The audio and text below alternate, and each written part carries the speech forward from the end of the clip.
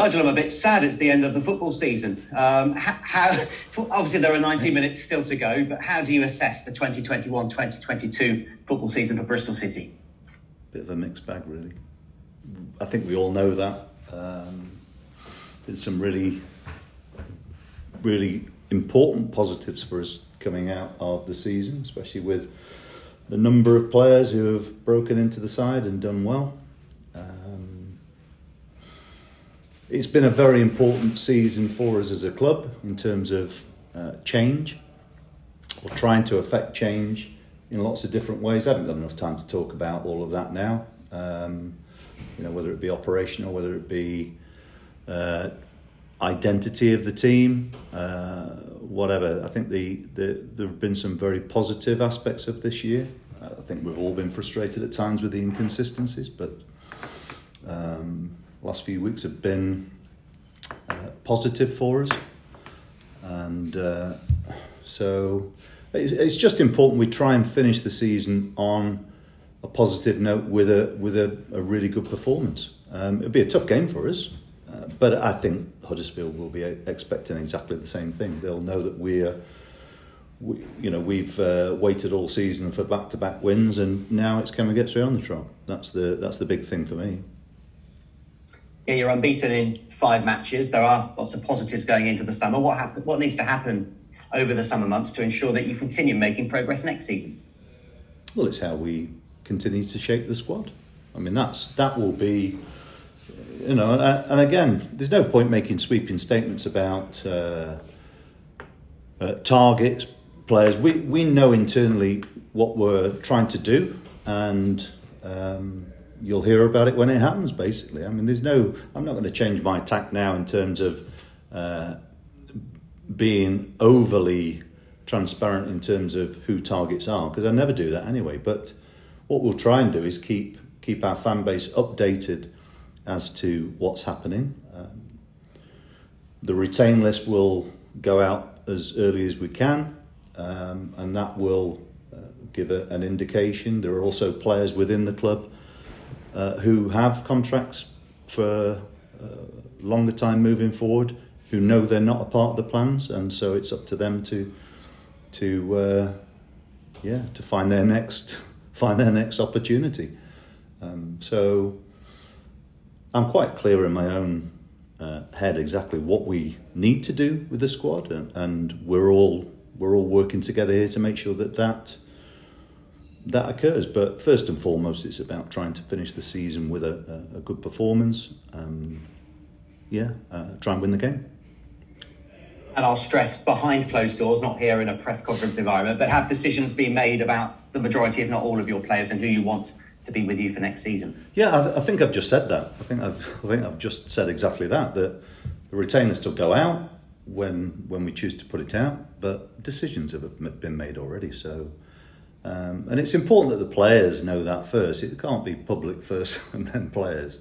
Players are aware of their own situations, and players who leave, they go with our best wishes. Simple as that, really. And I've just watched Bournemouth win automatic promotion. Of course, they spent a lot of money. Fulham with their riches as well. Is it harder than ever to win promotion to the Premier League? It remains a challenge for clubs who have not been there before, of course. But again, I don't really see too many reasons to bleat on about where the disparities are in terms of financial clout of clubs. I'm not really interested in that. I think the most important thing for us here is to concentrate on our own situation to give ourselves the best chance of succeeding. And that's really all I can say. That the other arguments are to be had at a higher level than a football manager. I have my views on it, but it's not really important on a forum like this. I know the parameters to which we are working, and we'll try and get the best value that we can under those circumstances. And it's really quite straightforward in my eyes in terms of that. I'm not, I spoke with Scott Parker after the game there, messaged him the other night as well. You know, and it was touch and go, wasn't it? But they've got there, they've got over the line. Forest have had such a fantastic run and pushed them very close. But there might be some surprises on the last day of the season now. You know, we don't know, and that's the big thing. So our agenda at the minute is to finish the season as well as we can. How other teams fare is irrelevant really to me. I know Huddersfield, I would expect them to go strong against us. Because let's remember we are playing Huddersfield this weekend. We're not talking about other things. So we'll see how we fare. Well, I mentioned you're unbeaten in 5. You won 5-0. Would it be a little sign of how much progress you're making to go to a side who will be in the playoffs, 4th in the table? How big a challenge is it this weekend? Well, they're a team in form. You know, they've had a very good April. They've had an excellent second half of the season. You know, they've put together a run since really the turn of the new year, where I think when we played them, whenever that was, I can't remember the date of that, but we were only 3 points behind them, and their season really took off in a big way. So congratulations to them, and they're in the playoffs. But how they manage this next period, I don't know. I don't know whether I would expect them still to go very strong against us and try and keep their momentum. And I would think that playing against a side like us who have been in some reasonable form, I think they'll be quite thankful of that, actually. So it should be a good game of football where both sides can play with a bit of freedom. And hopefully for one or two of your players, it's not the end of the season. We've seen Andreas earn an international recall with Austria. Yeah. And Antoine, very lucky not to play for Ghana. I think the Africa Cup of Nations qualifiers are in June. Yeah. Is it a question of time, if he keeps this format, that he'll get to play international football in his career? I hope so, yeah, absolutely. You know, for all our players who may be called up for their countries, it's important that they enjoy those experiences. So, but again, my focus is totally on us. When players go away on international duty, I just hope they come back fit, and that's really the key to it as far as supporting national sides. Andy's certainly earned it. I think Antoine to get called up for Ghana is excellent, and I think that is testament to the seasons that they've had. But they're not alone. We've had individuals with very good seasons, and so the summary of the season would be mixed. But the times that we've not done well, I would have to say that it's, you know, I read with interest other people's views on our season, and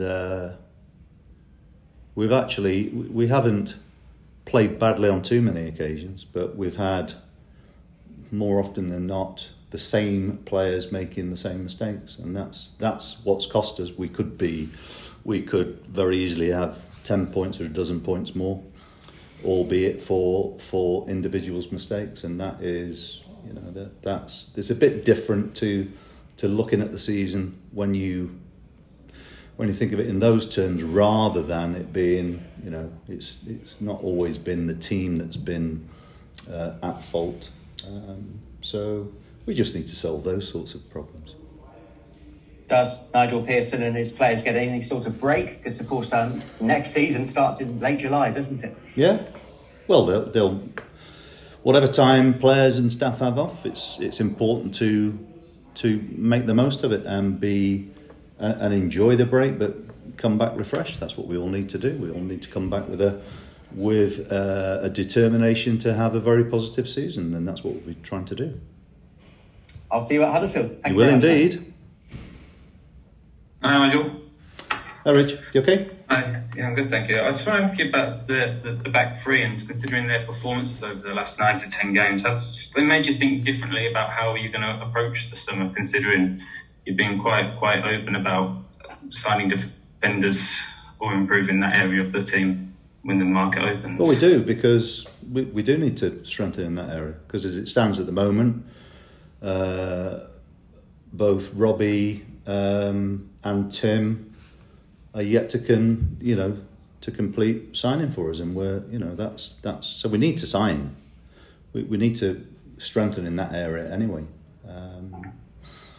Our targets, we're very clear on our targets, and we'll try and make sure that we can deliver an improvement to the overall squad. The balance of the squad. Because we've had players who have had absolutely fantastic seasons. To say we've finished 17th, because that can't change now. We've got players who have been in incredible form for the majority of the season. So I think it's pretty clear that where we need to strengthen, and that doesn't always mean replacing. It means strengthen. It means adding to. Is there a deal on the table for Robbie? I know you mentioned how you wanted to keep closer last weekend after the whole game. That hopefully, we'll be able to secure both of them. But again, that's not my role to do that. But yeah, we're in the process of going down that route. I just wanted to pick up on Richard Gould's comments last weekend. He mentioned there have been plenty of positives throughout the season, as you alluded to with Richard just then, that should be performing higher up the table. But granted, he said that at the start of the season for the expectations. Has those expectations changed throughout the season as it's gone on in regards to, I guess, injuries and? No, not really. No. We could have, there is the notion of underperforming. We haven't underperformed at all. We've actually performed very, very well for most of the season. What we haven't done is pick the number of points up. Now, if you want to equate the two things to the same thing, that's up to you. I don't, because I know that we performed very well. At times of the season when it's been difficult, I don't forget how the season started. And the season started in a way where we finished last season awfully, really bad. And there was a bit of it was difficult to shake that off, and we didn't achieve our first home win for, a couple of months, which is, that doesn't exactly give you the positive start, but I wouldn't say that we were playing badly. We had a really good away record at the start of the season. I don't think we've underperformed. I think what we haven't done is picked up the points that we should have done. If you want to say the two things are the same, then it's how you look at it. Not in my eyes. I have to evaluate performance based on what we have, and unfortunately, the balance of the squad, not always been what we would like it to be. But I know that there are a number of players within our squad who have performed at a very high level throughout, even when we've had a difficult time as a team. We've still had some really good performers within the squad. It's how you want to look at it. People can say what they want. I know, I understand the situation that we're currently in terms of where we are in trying to build a squad which can be more competitive. I don't think we've been far away for long periods of the season. We've had some poor performances, but they've normally coincided with individual very, very poor decisions, and so that if that continues to happen, then obviously the players need to be changed, and that's what we'll try and do this summer. We'll try and give the squad an injection of new blood, which will again give us a better chance of being more competitive next year, because we will have much higher aspirations next year, and I think we need to set the bar as high as we can, and that will hopefully give our fans more optimism. Players should play under pressure. It's as simple as that. Players who can't play under pressure shouldn't really be professionals. I just wanted to pick up on the comment you made about the balance of the squad. Do you feel like you've got the right balance at the moment in terms of youth and experience? No, well, we're getting better, but we're very thin on the ground with numbers, yeah. Mm-hmm. But we've managed to avoid too many injuries. So that's been, for quite a considerable time now.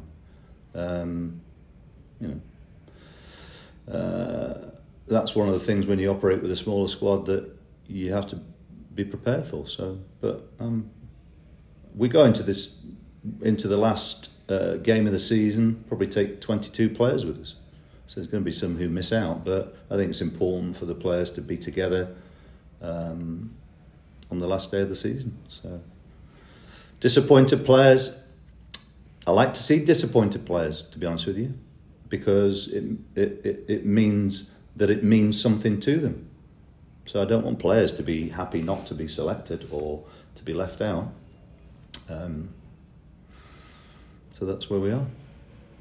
Do you still hold hope that Massengo will sign his new deal?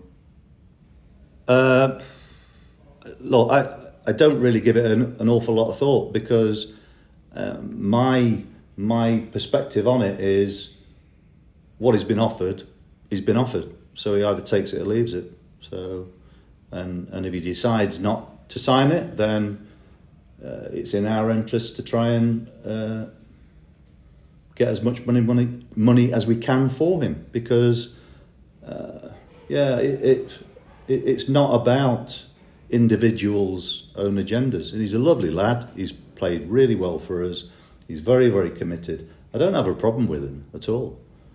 But there has to be, and when I say there doesn't have to be a time limit on it, but there needs to be clarity of what the situation means to us. Hopefully he will re-sign, but if he doesn't, then we'll look elsewhere, because we have to. I don't think it's in anybody's interest for him for it to drag on and on and on, because everybody needs a little bit of clarity. Yeah, I imagine, especially going forward when you're trying to plan into next season. But yeah, I wanted to ask. But if he's here, I'm delighted. Honestly, he's a super lad to have around the place. He's a decent player. He's a decent player, and he's got room to improve even more. What I can't do is I can't answer the question on his behalf. I can only answer it on what I think is the best outcome for us. Because players who run the clock down, we've invested a lot of time and energy and money in his development, and so we. In our situation, it's right that we get a return on that. That's the way it is. I wanted to ask about Massengo, but more off the field as well, and the work that he's done for the community. I mean, I was just told that he gives out his boots and merchandise to kids a bit less fortunate. He paid for his old team members to come and fly over to Bristol, and it must be so refreshing to see a player of his age giving something back to the community. Yeah, very much, and he likes to keep it quiet as well, which I think is a very a very decent thing to do. Like I say, he's a good guy. During the pandemic and the lockdowns, he was very active in terms of working within the community, taking out food parcels, etc. He wasn't alone, by the way, but no, he's somebody who I think recognises the humility of or his humble beginnings, and he's not lost track of that. So hence me saying he's a great guy. He's a great guy. I have to detach myself though from great guy and what's right for us. Sure. And he knows that. He knows that. And he knows that. And he we've had conversations over the last few weeks, and I've been very open with him to say that if he's not committing his long-term future, you can't expect to start either. So, and he accepts that, and because the team's more important than individuals. I also wanted to ask you on Dan Bentley, and I was speaking to him afterwards. When we spoke to him back in, I think it was September last year, he said that it was down to the club about his contract situation. Has there been any change in regards to that? Why is it down to the club about his? What do you mean? Because he said he's happy to stay. He's loving his time in Bristol. He's settled here with his family. And it's ultimately it's down to the club if a contract offer is on the table. I want to know if that's still the situation there. Has there been any movement in development? Dan's situation will be like everybody else's, and we will. I believe his agent's been in contact with Richard, which is fine. But again, I'm not disclosing what goes on behind the scene compared to what you hear publicly. There are always different perspectives, but Dan's done exceptionally well since he's been back in the side, and he's our captain.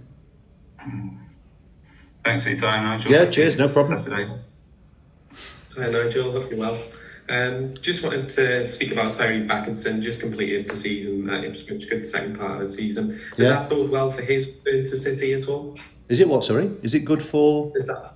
Does that bode well for his return to Bristol City, of course, in the summer, because he's played well for Ipswich? No, not really. No.